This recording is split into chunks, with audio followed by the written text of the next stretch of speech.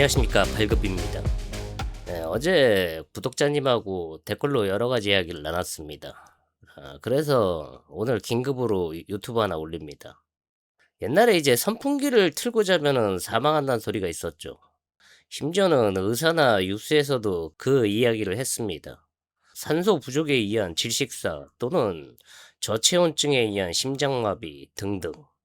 그런 생각을 한 이유는 딱 하나, 정황 증거입니다. 한여름에 자다가 돌연한 사람 대부분 옆에 선풍기가 돌고 있었다. 그 이유 딱 하나입니다. 그런데 틀고 자도 안 죽는 사람들이 대부분인 걸 계산에 넣지 않았죠. 지금은 그냥 괴담이고 근거 없는 이야기로 판명났습니다. 제가 지금 이 이야기를 하는 건 바로 환율 때문입니다. 여러분이 알고 있는 환율에 대한 교과서를 말하겠습니다. 환율과 주가의 기본 관계는 환율이 상승하면 주가지수 하락, 환율이 하락하면은 주가지수 상승. 이 작동 메커니즘의 이제 3대 축이, 첫 번째가 이제 외국인 자금 유출입이죠. 환율이 오르면 환차손 때문에 주식을 매도한다. 환율이 떨어지면 향후 환차익과 주식 가치에 대한 매력이 높아진다. 그리고 이제 두 번째는 한국 경제의 메커니즘이죠. 한국은 환율이 강세면 국가 위험 프리미엄이 증가합니다. 뭐 수입 물가가 폭등하죠.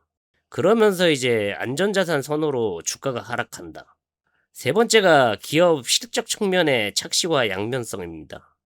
교과서적인 이론으로 보면은 전통적으로 수출 기업의 실적 변수도 설명이 되죠. 환율이 상승하면은 수출 기업, 뭐 삼성전자, 하이닉스, 현대차 등의 가격 경쟁력이 좋아지고 해외에서 번 달러를 원화로 환산할 때 장부상의 이익이 늘어납니다. 그러나 현실적인 한계는 분명히 있죠. 원자재 수입 비중 증가, 그리고 이제 글로벌 경기 침체 우려가 이 점을 상쇄하기 때문에 단기 실적 개선 효과보다는 외국인 자금 유출로 인한 주가 하락 압력이 훨씬 더 강하게 작용합니다. 결국 환율하고 지수의 장단기 상관관계는 대부분이 허구입니다. 교과서적인 움직임은 불과 30% 미만이죠. 그런데 반대로 움직인다는 착시 이유는 무엇일까요?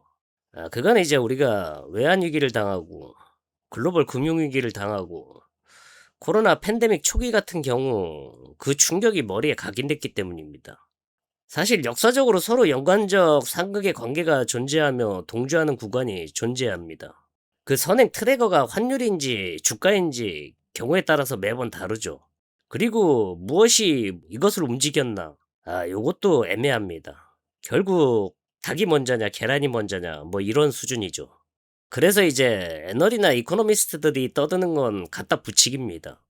적어도 그 관계가 드러나려면 5년에서 10년이란 세월이 흘러서 미세 유효까지 찾아 종합 분석할 때나 가능한 거죠. 그럼 5년이나 10년 뒤에 밝혀질 이유를 지금 연구해서 우리가 뭐 합니까? 그건 이제 기록을 만드는 학자 입장이나 해당하는 거죠. 자, 한번 보죠.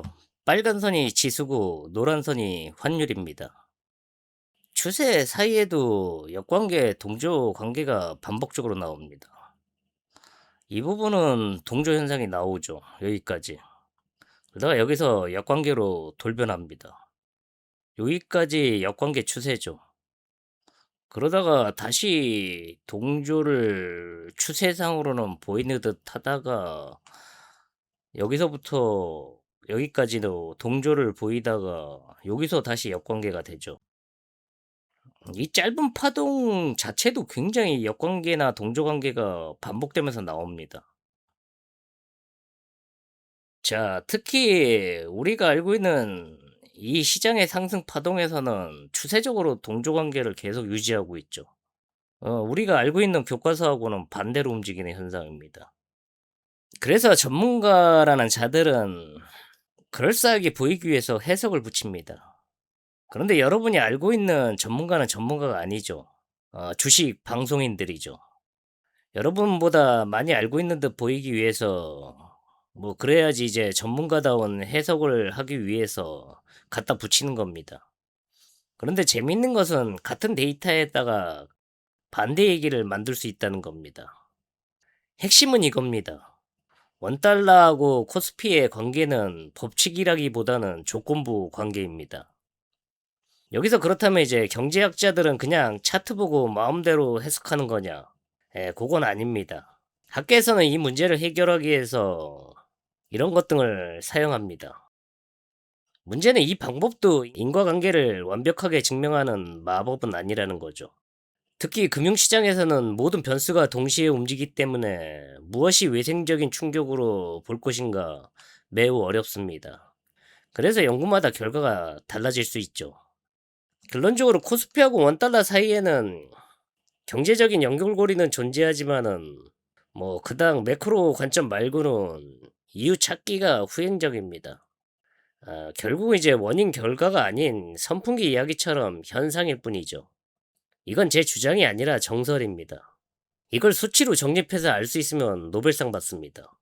수익이 아닌 노벨상이 목적이면 시도해 보십시오. 근데 이제 거의 연금술 수준이란 거는 참고하시고요. 그리고 중요한 이야기 하나 하겠습니다. 결국 우리 시장을 향후를 예측하려면은 이 시장을 만든 이유와 목적을 빼고는 설명이 불가능합니다. 왜냐면 이 시장은 시작부터 기술적, 수급적, 펀더멘탈의 근간으로 설명할 수 없는 시장이기 때문입니다. 그래서 구독자도 없는 유튜브라 여차하면 접을 생각으로 그냥 제 이야기를 하겠습니다. 이제 정치 쪽에서도 현 정부, 아니죠, 이재명 대통령에 대한 이야기가 많이 나옵니다. 전 주가 부분에 대해서 이재명 대통령의 목적을 가장 먼저 이야기한 사람이죠. 이제는 슬슬 주가 부분도 의심하는 사람들이 생기고 있죠. 좌파 지정에서도 나오는 것 같습니다. 그런데 이제 이게 정권에 문제가 크기 때문에 아는 사람들 진짜 실체를 말을 못하고 있죠. 게다가 정권이 시퍼렇지 않습니까? 하지만 결국 3, 4년이 지나면 모두가 아는 얘기가 될 겁니다. 그러면 왜 야당은 가만히 있냐? 같이 먹으면 가만히 있습니다. 그리고 그걸 터트리는 것도 때가 있죠. 정치적으로.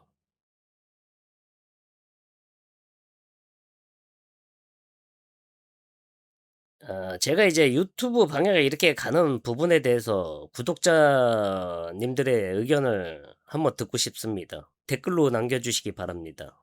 자, 다음 편은 원화 강세, 그리고 아시아 원화 강세하고 한국 시장 이야기를 정책과 함께 말하겠습니다.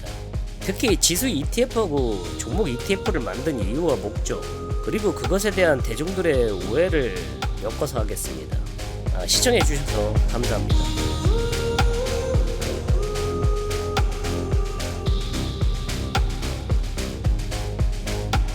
I wish I could give you